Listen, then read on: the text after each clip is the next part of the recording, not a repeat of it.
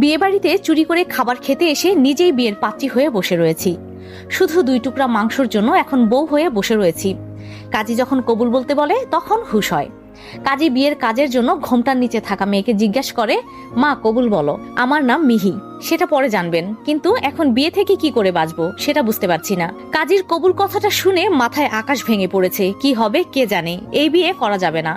মিহি কোনো কথা বলতে যাবে তার আগে একটা মেয়ে দৌড়ে এসে সবার সামনে দাঁড়ায়। মেয়েটা বলে, সর্বনাশ হয়ে গেছে বড় মা, অনেক বড় সর্বনাশ হয়ে গেছে। মিহি কোনো কথা বলে না, কিন্তু বিয়ে বাড়ির সবাই উঠে দাঁড়িয়ে যায়, কি হয়েছে সেটা বুঝতে পারে না। পাত্র নিহান সে জিজ্ঞাসা করে, কি হয়েছে নুহা, কি এমন সর্বনাশ হয়েছে শুনি। নুহা জামার নিচ থেকে একটা চিরকুট বার করে দিয়ে মাথা নিচু করে দাঁড়িয়ে থাকে।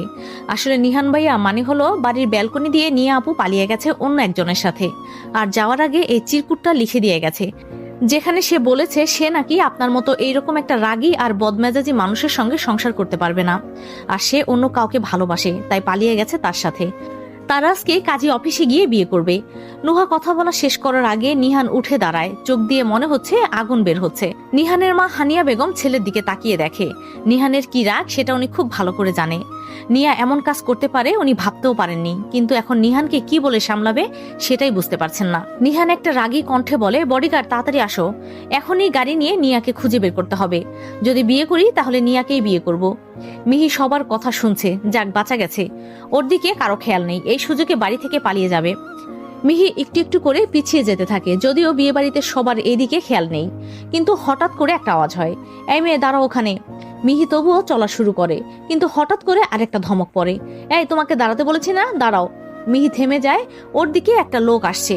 ঘোমটার আড়াল থেকে ভালো করে মুখ দেখতে পারছে না। লোকটা সামনে এসে ঘোমটা খুলে দেয়। মিহি বুঝতে পারে সে ফেসে গেছে, তাই পিটপিট করে চোখ খুলে বলে, জি বলেন।